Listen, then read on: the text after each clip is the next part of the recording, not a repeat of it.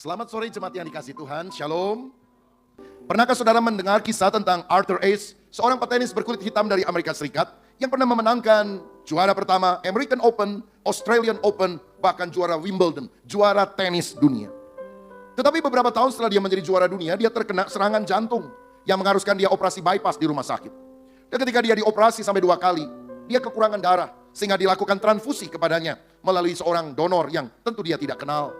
Sayang sekali pada waktu itu, entah bagaimana, rumah sakit rupanya tidak meneliti apakah darah yang akan ditransfusikan itu steril atau tidak. Karena ternyata setelah ditransfusikan kepada Arthur Ashe, mantan juara tenis dunia ini, Arthur Ashe kena virus HIV, terinfeksi penyakit AIDS. Kenapa?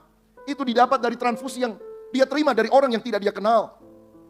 Saudara, badannya makin lama makin lemah. Dan dia tahu dia tidak akan hidup panjang.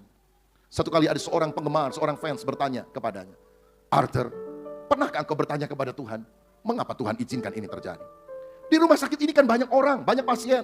Kenapa kamu yang kena, bukan orang yang lain? Pernahkah engkau berdoa kepada Tuhan, why me Lord? Arthur menjawab, tahukah engkau bahwa di dunia ini paling tidak ada 50 juta orang anak yang ingin bermain tenis. Tapi di antara mereka hanya 5 juta yang kesampaian bisa belajar tenis.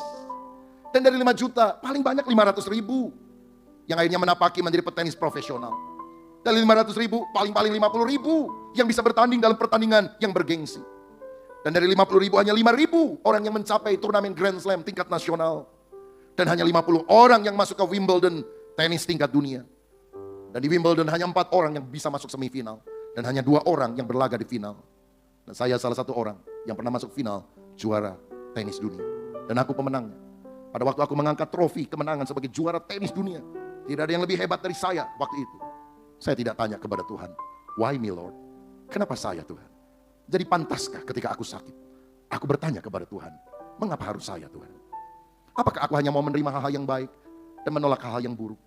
Aku tidak mengerti mengapa Tuhan izinkan ini terjadi. Tapi aku yakin satu hal, apapun yang dia buat, semuanya baik untuk saya. Arthur Ashe meninggal, tapi kesaksian dan pengalaman imannya menginspirasi banyak orang. Bahwa iman itu bukan hanya mau menerima hal-hal yang baik, mujizat besar, kelepasan. Tapi ketika Tuhan tampaknya tidak menolong, kita memiliki iman yang teguh. Karena kita percaya, hidup ini tidak berakhir di dunia. Ada kehidupan di balik kematian.